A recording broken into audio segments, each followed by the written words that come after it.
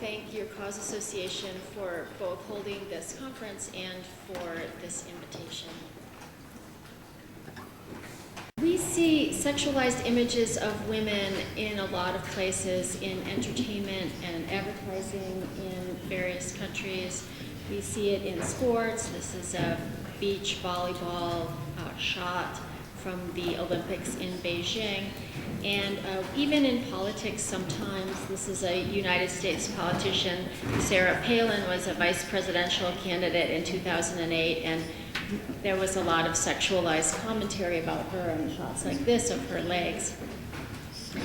Increasingly, we also see sexualized images of girls and teens. Here's an example from Japan. Saya Iri is a Japanese pop star with the group Sweet Kiss. She was 11 when this photograph was taken, and it was broadcast and spread throughout Japan and elsewhere. This is a photo of a US pop star, Miley Cyrus, taken when she was 15. A pretty suggestive picture was published in Vanity Fair and received a lot of attention. And more recently in 2011, this is a French model, Tilan Blondeau, who was featured in French Vogue in sexualized pictures like this, which also received a lot of attention. The American Psychological Association determined to form a task force to study this issue, and I was honored and happy to be part of that task force and to chair it. The report was released in 2007, and it can be downloaded in English from the APA website, and happily now has been translated into Polish, which you have in front of you. Thank you to your cause association for doing that. Here's the outline of what I'd like to do in the talk today. First, I'm going to define sexualization for you and give you the task force definition and also some examples. Then I want to talk to you about prevalence. How common is sexualization and what's the evidence that it occurs? The third thing is to talk about the consequences of sexualization. What does it do? What impact does it have on people, on girls and women in particular? And then finally, a few positive alternatives and recommendations that we can think about enacting. So let me start with the definition of sexualization. And the task force came up with 4 elements that we believe would describe when sexualization occurs. The first one is that somebody is sexualized if their value comes primarily from their sexuality. So we value them for their sexiness or who they are sexually rather than for all the other elements of a person, like their intelligence, their kindness, their wit or sense of humor, etc. Moreover, and this is the second part of the definition, we determine when somebody is sexually attractive mostly from their physical appearance. So physical attractiveness is what defines sexiness, not how funny you are or how intelligent or so forth.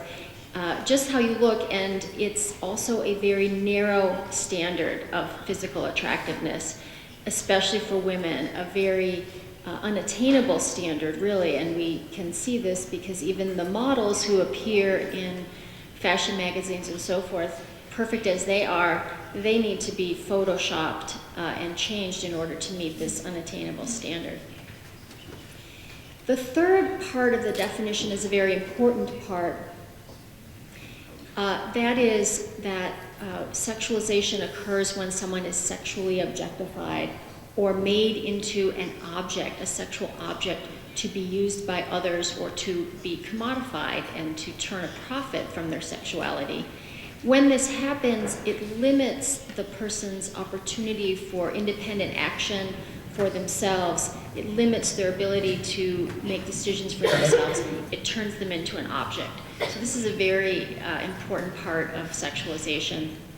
And then finally, anytime sexuality is imposed inappropriately in a context where it doesn't belong or to a person who is perhaps not sexual, too young to be sexual, for example, we consider that an example of sexualization as well, or part of the definition.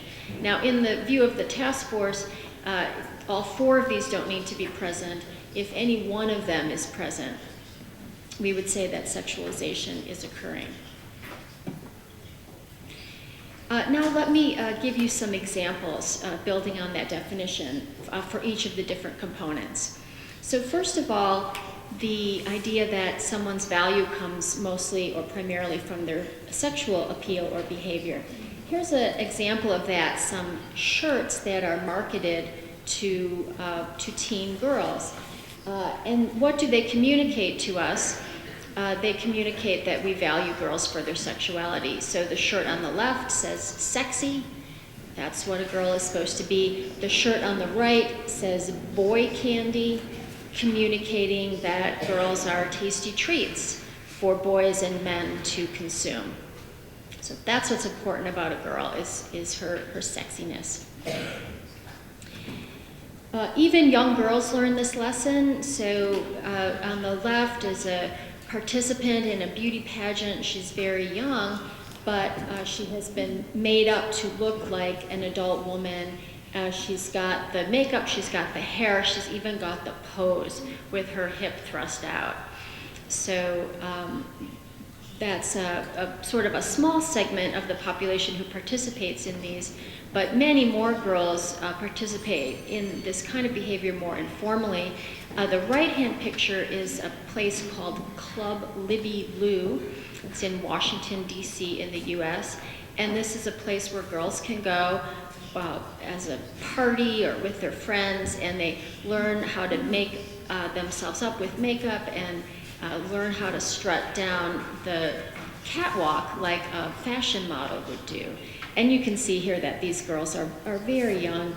The one on the right especially, she still has the little belly, the little fat belly of a child, but she's trying to get the walk of an adult sexualized woman. Here, moving on now to the second and third element of the definition, is an example that shows us a bit about both. So this is an ad from a Dior perfume ad, and we can see that this woman in the ad personifies that narrow standard.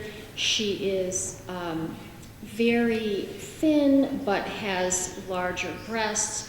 Her skin is white, she is perfect, she has very full lips. So this is a standard of physicality that's very impossible for most people to meet, for most women to meet. We're told that this is the only thing that's physically attractive. So that's the narrow standard. Now it's also an example of objectification. So the focus here clearly is on her body parts. They're there, her torso, her breasts. It's there for us to view, for us to be titillated by, to be excited by. Also, the product name is Addict, and her facial expression, she seems to be in pain. Perhaps she is addicted. Perhaps she is in withdrawal right now. That would make her very vulnerable, and that's part of this image. And then you may not be able to see it, but right in the bottom right corner is the slogan for the product. It is "Admit It." And this could be interpreted as meaning admit it, you're an addict, so it kind of plays into that theme as well. Could also mean, or it evokes the idea of something that rapists will say sometimes. Admit it, you really wanted it. You really wanted to have sex. So there's a lot of elements to this ad that speak to sexualization. Now, let me give you another example in the next slide of a narrow standard of physical appearance. This is an image from the swimsuit edition of Sports Illustrated magazine in the US. Comes out every year with models and sometimes with female athletes, part of this image. So you can see here we have women who look very, very similar to each other. There's two women who are brunette, so they somehow didn't get the message that blonde is better. They're a little bit different in how tall they are, and they have slightly different size bikini bottoms, but they look almost interchangeable. And that is the message of objectification and the narrow standard that women, to be valued, should just be interchangeable with each other in meeting this particular standard. Now, small in the lower right-hand corner is a tennis player, star, Maria Sharapova, who's also being sexualized in being portrayed in her bathing suit. And I'll talk in a couple places today about the role of athletics and what happens when we sexualize women. Now, the final part of the definition was inappropriate imposition of sexuality. So one example of that is making a 5-year-old girl look sexualized. But sexuality can be imposed inappropriately in other domains as well. And one of my examples that I like to show is a football example, the 1999 Women's World Cup Finals. It was very exciting in the US and a very exciting game. Brandi Chastain ended up scoring the winning goal for the US team after a very close match and a series of intense penalty kicks, 30 minutes of overtime. Now, as is common with male soccer players, she, at that moment of jubilation and the athletic victory, she tore her shirt off and was celebrating with her teammates. Now, what is different from what happens with a male football player is that this action was sexualized by many commentators, at least in the United States. So they made reference to what they called her striptease. She was called the owner of the most talked about breasts in the country. And then by association, her whole team was sexualized when one commentator referred to the team as the booters with hooters. So the kickers with breasts. This is, I think, a clear example of sexuality being imposed inappropriately. And I would say it's kind of ridiculous, really. Does this look like a striptease to you? This doesn't look like any striptease that I've ever seen. And also, I think if we look at her face, we would agree that sex is the last thing on her mind right now. She just won the World Cup for her team and her country. She's not thinking about how sexual she looks. So it's a very odd imposition of sexuality in this context. I'll just note also that this is also an example of valuing someone apparently more for their sexuality than for other aspects of them.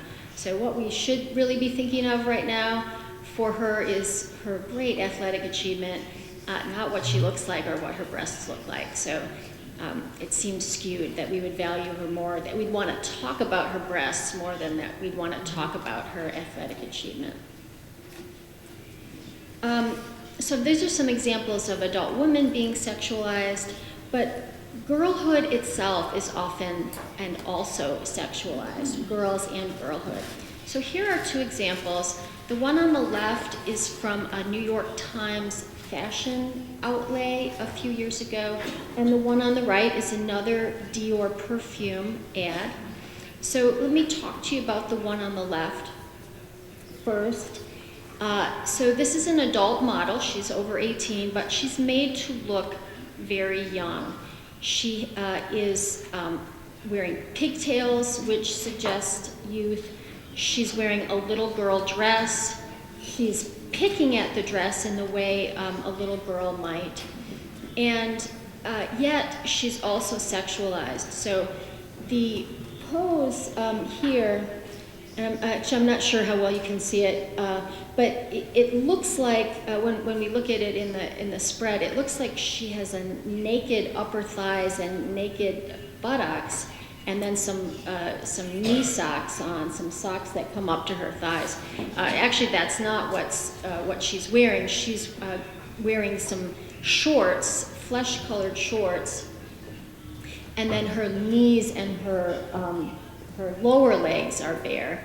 But we're meant to think the other, and that's a very actually pornographic shot to see somebody's bare bottom, and then juxtaposed with her wearing the pigtails. And then you definitely can't see this, but in the original spread, she's sitting on a box, and the word bang is written along the box, which in English tends to evoke a thought of gang bang or a group rape. So there's that violence aspect also that's very subtly included and communicated.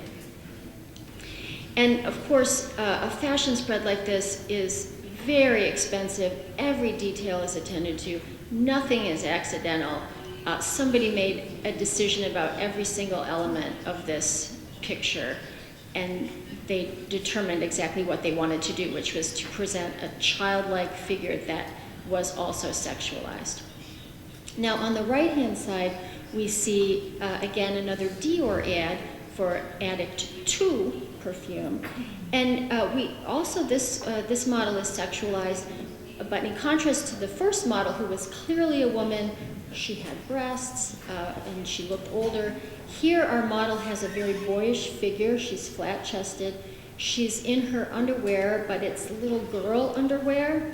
So and she's twirling her hair, which is something that you would think a little girl would do, not a woman.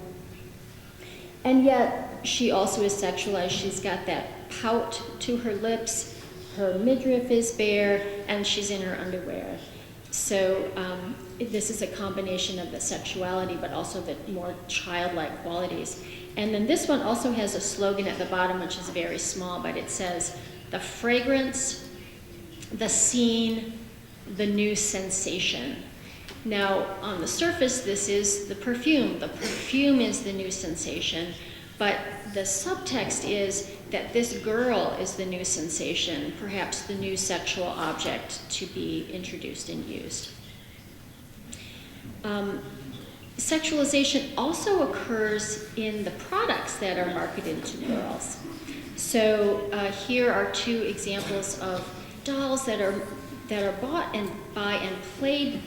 Very young girls play with these dolls, ages 3, 4, 5. The Bratz dolls are known for their sexualized clothing with the feather boas, the thigh-high boots, the mini skirts, kind of dressed to look like prostituted women, very, very full lips. Barbie, who has always had a very unrealistic body, and miniskirts and so forth, she has been more sexualized as well, and to keep up with Bratz. And this is a Barbie called Bling Bling Barbie, so she's very shiny and glittery and is showing quite a lot of skin there. Now, Bratz also makes has marketed clothing for girls, what they call bralettes, little bras, marketed to girls as young as 6, and other manufacturers have done this as well. Something that I would argue is an inappropriate imposition of sexuality, because a 6-year-old girl does not need a bra.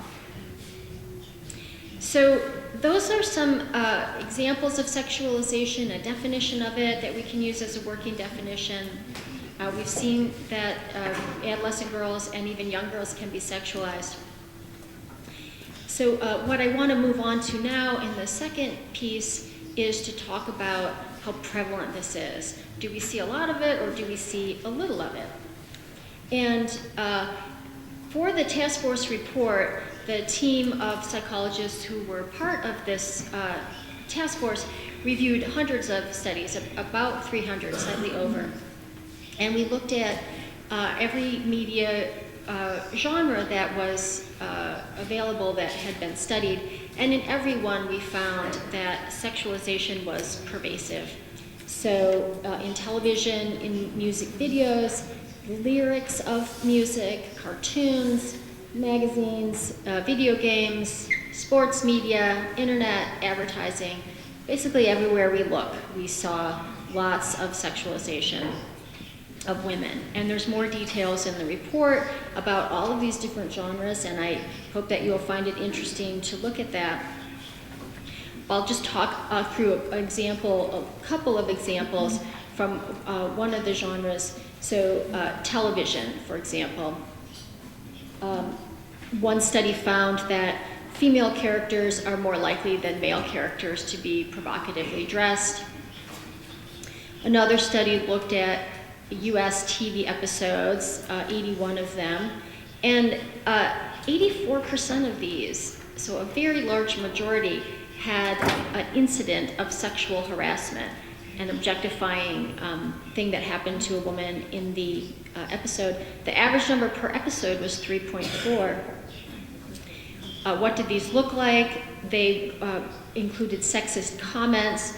So these are pejorative terms for women, broad, bimbo, dumbass, or sexual comments that refer to body parts. And these are all euphemisms for breasts, jugs, knockers, and hooters.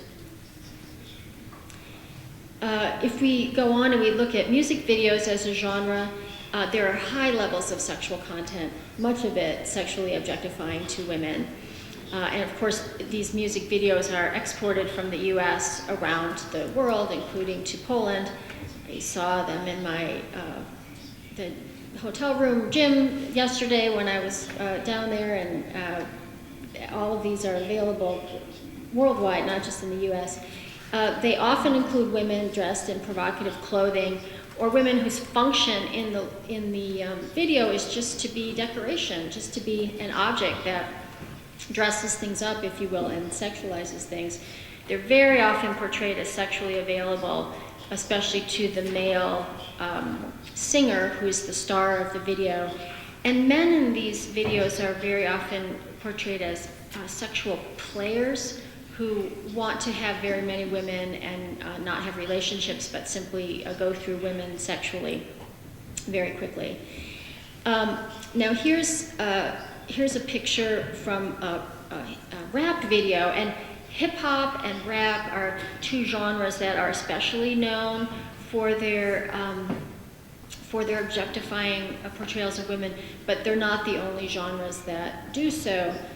This example here, Nelly's tip drill video, is kind of an infamous example, both because it was very sexualizing, and one of the things that Nelly did in his video was to portray women like ATM machines, and he swiped credit cards down their backsides, sort of the idea that women can be bought. And so it was very objectifying, but also was the cause of a protest by some African American university students in Spelman College, which is a mostly African American college. And they, this is kind of a longer story, but they staged a protest about this because they were angry that an African American artist was objectifying his African American sisters in this way. So hip hop is quite bad, but not the only genre by far that looks at that objectifies women. One study looked at country music videos, also found a lot of objectifying content, and then another study looked just generally at everything that's shown on the MTV network and found sexualization present across the different genres. So there's a lot of negative portrayals of women in videos, and you might think that it's only the male artists, their videos do this, but in fact, female singers have had to sexualize themselves in order to advance their careers and be more successful. We could show many examples of that, but one in particular, Lady Gaga, who's an international star, very popular, and very often appears in sexualized clothing or in very little clothing. And these are just two example pictures of her. Moving on just quickly to another genre, music lyrics. What are the words in music, and what should they convey about women? There are fewer studies that have looked at this, but one that was conducted not too long ago tried to be somewhat comprehensive across a variety of artists and looked at quite a few songs. and found that in these studies, 15% of the lyrics were degrading in a sexual way to women. And I'll just give you a few examples of the lyrics, and they have been translated, so you can read them there. These are lyrics that treat women as though they are prostitutes and call them derogative names like bitch, very objectifying to women. So, and as I said, these are some examples, and there's more information about studies on other genres if you're interested in the task force report. So the next thing that I want to move on to, the third portion of the talk, looks at consequences of sexualization. So we see that they're very prevalent, kind of every place we look in the media, we see them, but who cares? Does that matter? Do they have a negative impact? So that's what the next section looked at. And there's a variety of consequences, but I'll focus on these. So one, the impact on girls' health and well-being, the impact on other people, and the impact on society as a whole.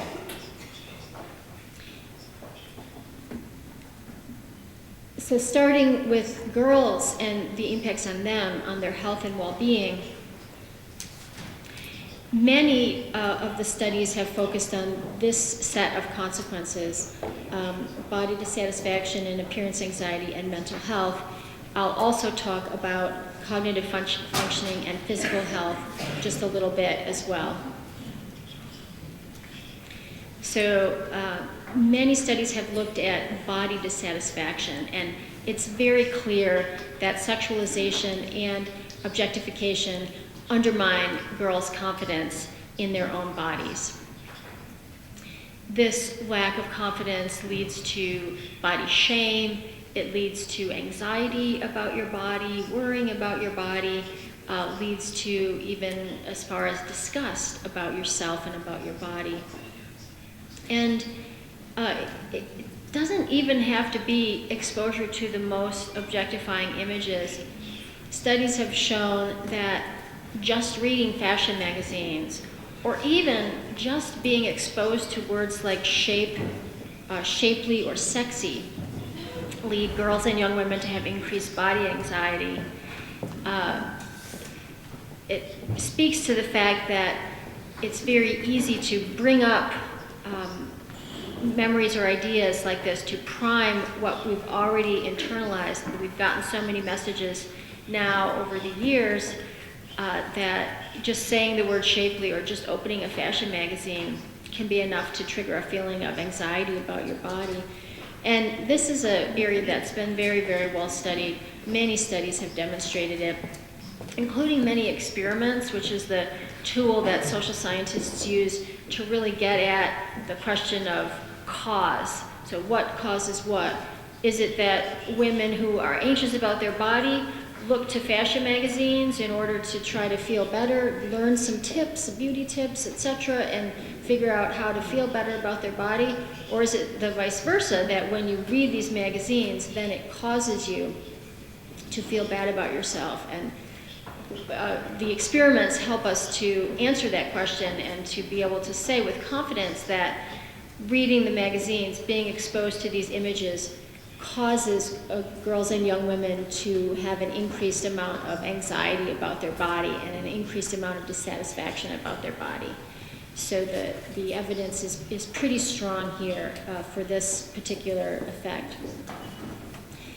Another effect that has been studied fairly extensively is what is the impact on girls' mental health when they're exposed to sexualization. And the three main effects are depression, low self-esteem, and eating disorders. And these, interestingly, and maybe not accidentally, are three of the most common mental health problems for girls in the US and also in other parts of the Western world. And these are linked to these objectifying messages that girls are consuming. There's, again, a lot of studies, including experiments that help to confirm the direction of what's causing what. I'll just mention briefly one other study, kind of a natural experiment, where in the Fiji Islands, Western TV was not available for many years, and it was introduced all at once, and a researcher there was able to look at disordered eating before the introduction of the Western television and after the introduction of it, and found a spike after Western TV was introduced. So suggesting that it was an important cause of that spike of eating disorders. And again, many studies have looked at this, so this is, I think, fairly well established. Let me talk to you a little bit about cognitive functioning, about thinking, problem solving, what goes on mentally and academically. There have been a number of studies now that have suggested that sexualization may impair cognitive functioning, may actually impact how girls and women think. And this first experiment, it's been replicated a few times, it's kind of famous now, was a experiment where some participants were told that they were in a marketing study, they were going to comment on some different products, and some of them were assigned to try on a sweater, which is a loose-fitting sweater, not sexualized really, and others tried on a bathing suit, a swimsuit, one-piece swimsuit for women, or trunks for men. And then the participants were told, we want you to get a chance to feel what it's like to be in that piece of clothing before you rate it, before you tell us whether you like it or not. So can you work on this other study for us? And it involved doing some math problems. And the women who were in the bathing suits showed reduced ability to do their math problems as compared to the women in the sweaters. There was not an effect in this study for men. The explanation that the researchers put forward was that because the women in the swimsuits were so focused on how they look, they were, in a sense, self-sexualizing or self-objectifying. Their attention was on their bodies, and they just didn't have enough mental resources left to focus on their math problems. So this is, and like I said, this study has been repeated several times. The original study was with US white college students, but it has been replicated with some young women of other ethnicities as well. Just very quickly, there might be physical health consequences of objectification. Also, teens sometimes report that they take up smoking in order to maintain a low body weight, to be thin like the models that they're trying to emulate. Smoking, of course, has a variety of negative consequences physically. Plastic surgery among United States teens has been going up, and this is girls under the age of 18, so they're minors, which means that their parents must consent to these operations. So both invasive surgery, like changing their nose, something like that, where they have to be under anesthesia, has been increasing, but there's also been an increase in what's called minimally invasive treatments, like a chemical peel on the face. So that's with potential health consequences. Anytime you undergo surgery, there are risks. Let me move on now and talk a little bit about how the sexualization of women might be harmful to men and boys. So some of the work that's been done, and there's less work on the impact on boys and men than there is on the impact on girls and women, but what has been done is interesting. When we expose men or to images of women that are sexualized, that are objectifying, it causes them to rate real women as less attractive, and this includes their own romantic partner.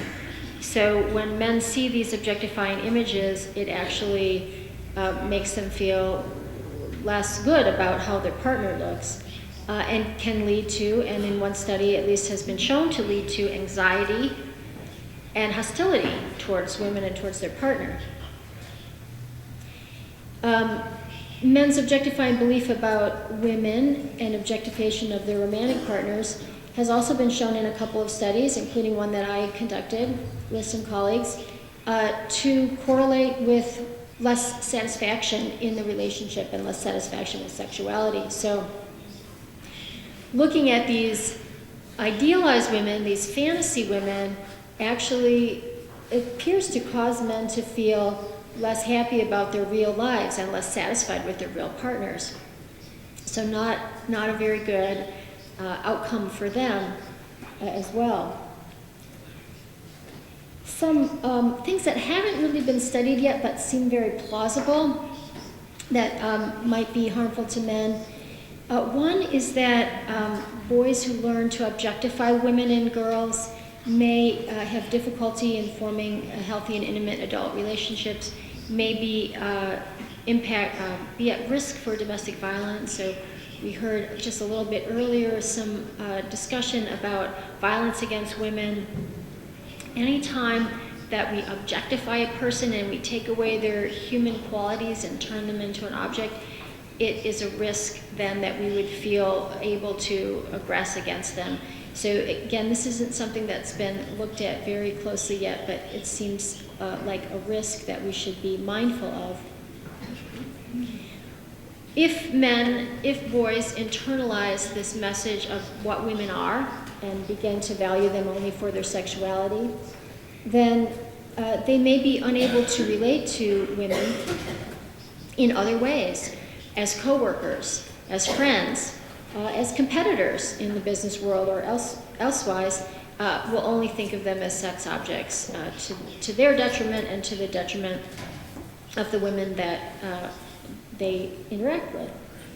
And then finally, even their ideas about themselves may be impacted negatively. So I mentioned that in the music videos, men are portrayed, the singers are portrayed often as sexual players, that one of the things they're very interested in is having very many women, and not in a respectful kind of a way. We may be teaching boys that this is what's most important for them. This is the identity that they should take on. This is who they should become, a sexual player. Probably not what we would most want our boys to aspire to. We'd like to have them maybe have better aspirations than that. Moving on now to some ideas about how the sexualization of girls might harm adult women. So adult women are definitely harmed by the sexualization of adult women in all the ways that we've talked about: risk for depression and depressed mood, risk for eating disorders, anxiety about the body. The same cognitive effects are potentially there for adult women. But and then the first bullet point talks a little bit about perceptions of others. So really interesting study that asks people to rate the same woman but dressed in a sexual way versus in a more professional way, rate her on her competence and her intelligence. And the woman who is dressed sexy was rated as less competent and less intelligent. So in the workplace, if women are perceived in a sexual way, it appears that their coworkers and their superiors are likely to not think as highly of their professional abilities.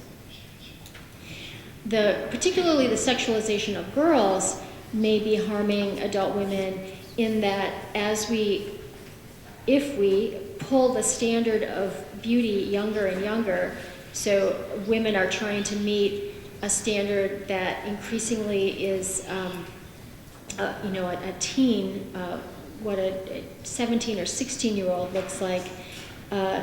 One of the impacts of that is a potential increase in plastic surgery rates, and plastic surgery for adult women in the U.S. has also been going up, in particular Botox injections that temporarily get rid of wrinkles by paralyzing muscles in the face have been skyrocketing recently.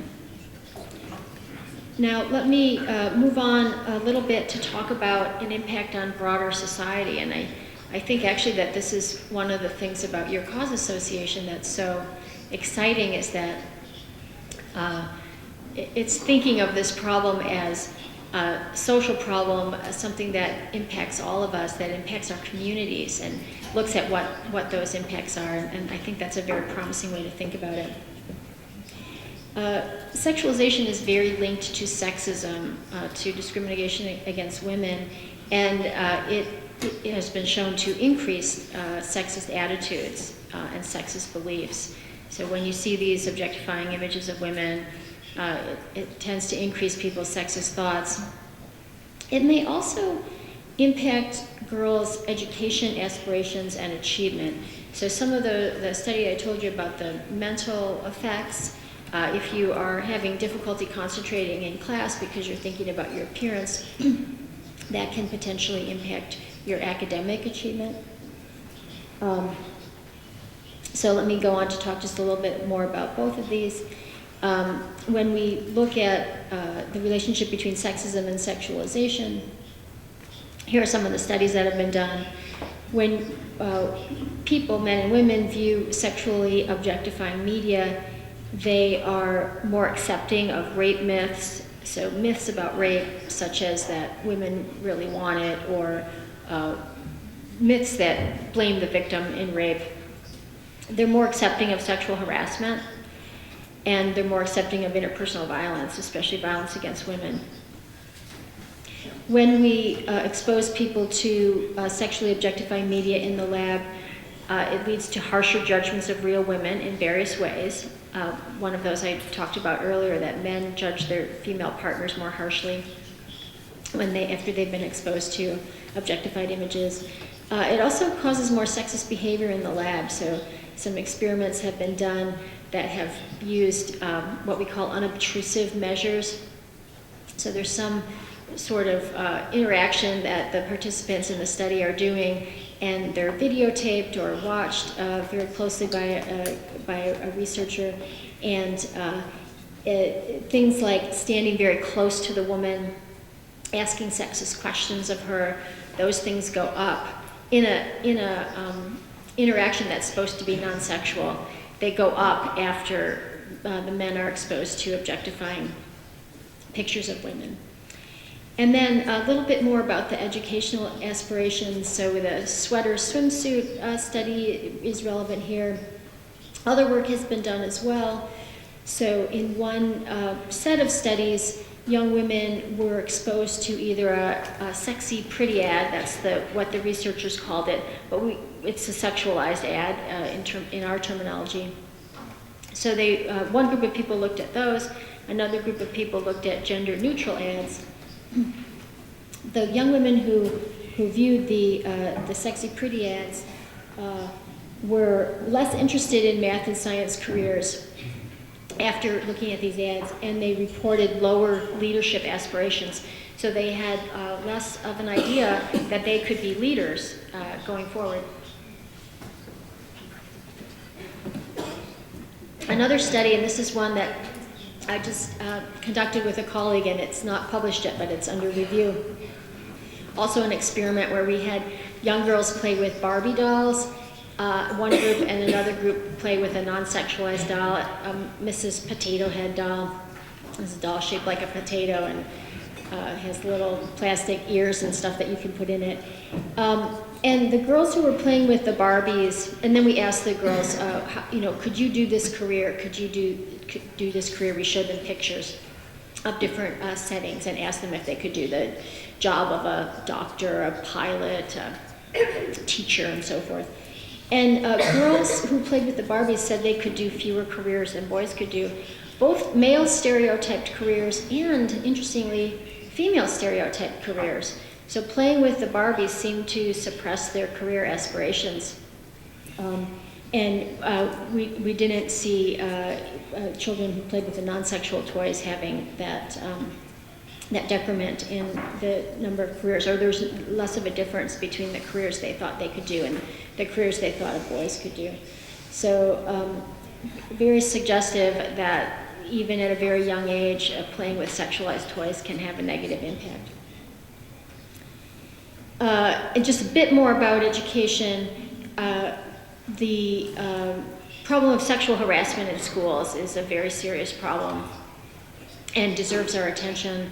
Can have quite severe negative consequences for girls. In some cases, it really makes it virtually impossible for them to study and to pay attention to their studies. And we see that sexist and objectifying attitudes, such as those that come from viewing sexualized media, those are linked to sexual harassment.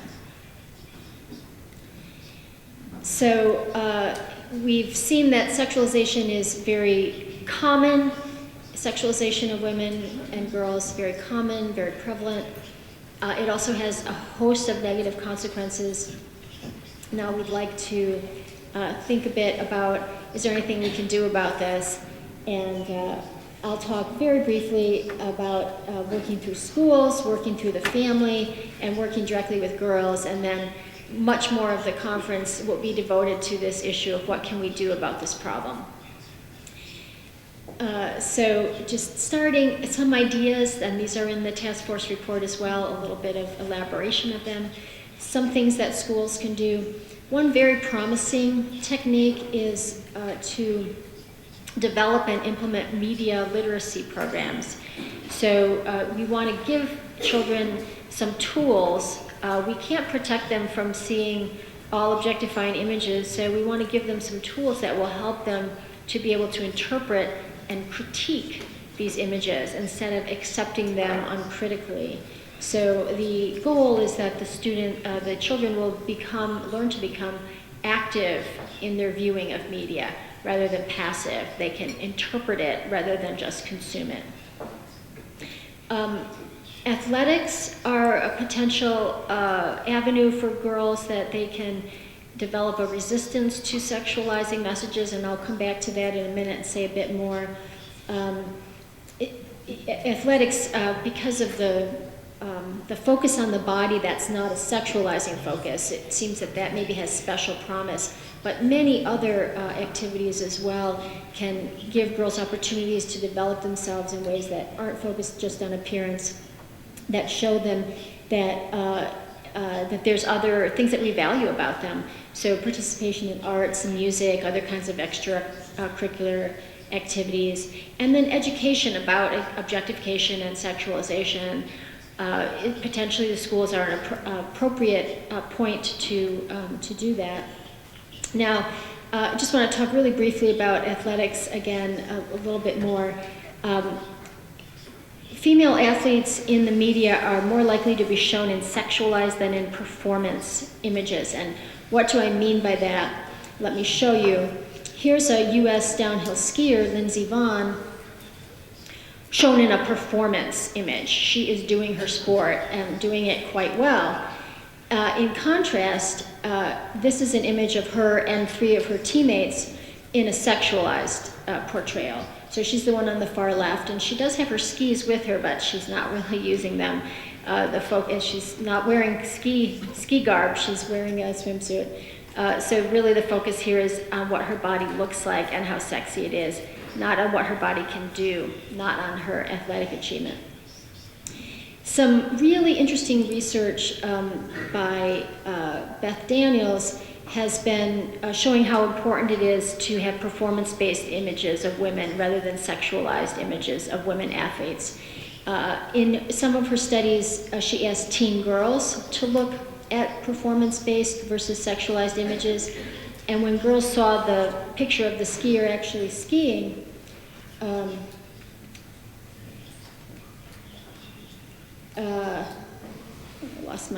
I lost my slides, but when she saw the picture of the girl actually skiing, she was able to, girls were, had better ideas about women. They were more,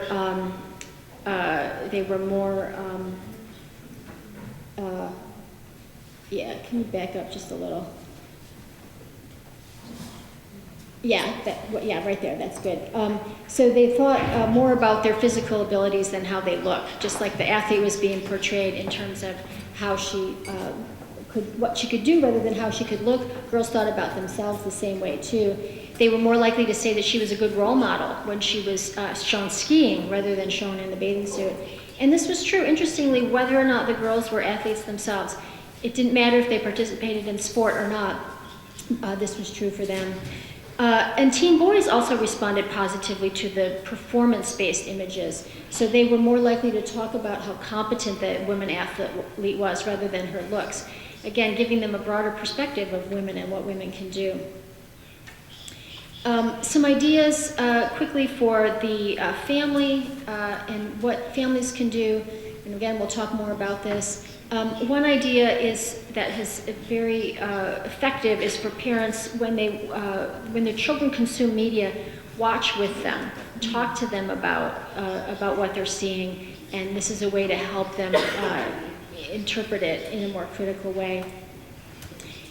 Many families have a focus on religion or spirituality, and this can be a great counter to the sexualizing messages as well, so that we're not teaching girls that what's important is how they look. We're teaching them about something higher, something deeper. That's what's important to us. And we can also help girls to become activists. And here's just a recent success story. This young 14-year-old girl who helped to launch a petition to get 17 magazine in the US to stop photoshopping its models. Very exciting for her that she was able to do this and get 17 to respond. She was supported in this effort by an organization that was started by a colleague of mine who was also on the APA task force called SPARK, Sexualization, Protest, Research, Action, Research, Action, Research, and Knowledge. So adults helping girls to learn how to become activists. We can also think public policy, what we can do. Some of these are things that I've talked about already regarding the schools. So media literacy programs could be developed by, not just by individual schools, but available at a higher level. And we know these have been effective in other domains, for example, in helping kids to resist messages about drugs and alcohol. And we think they can be effective in critiquing sexualization as well. Parents can encourage their kids to do sports, schools can provide it, but as a matter of public policy, we also can make sure that we provide avenues for girls. In the US, there's something called Title IX that was enacted in the 70s and was provided, it really changed the landscape dramatically for girls in sports and schools, and has been very effective in having equality and opportunities between men and women.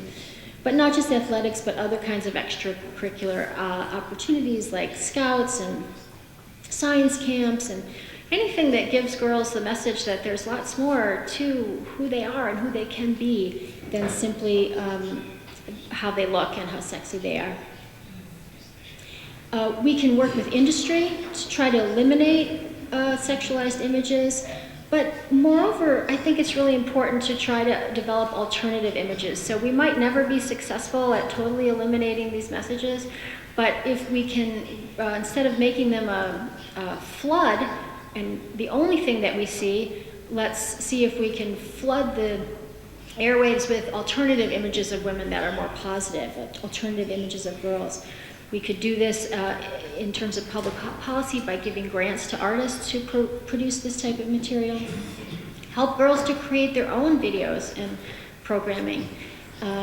And maybe provide awards for positive commercial programming or products. Let's say thank you to the marketers and the entertainment professionals who provide positive images of girls and women.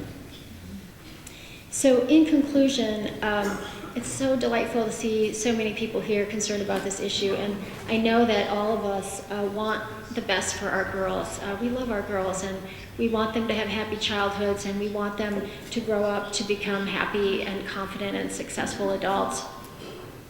And I believe that if we work together, as Your Cause Association is doing, and as all of you I hope are doing as well, we can provide a better environment for our girls, one that's more supportive, one that's more healthy. and it will enable them to achieve the potential that they have. I have great hopes for our girls. I think they can change the world, and it's our job to give them the environment that will help them to do that. Thank you so much.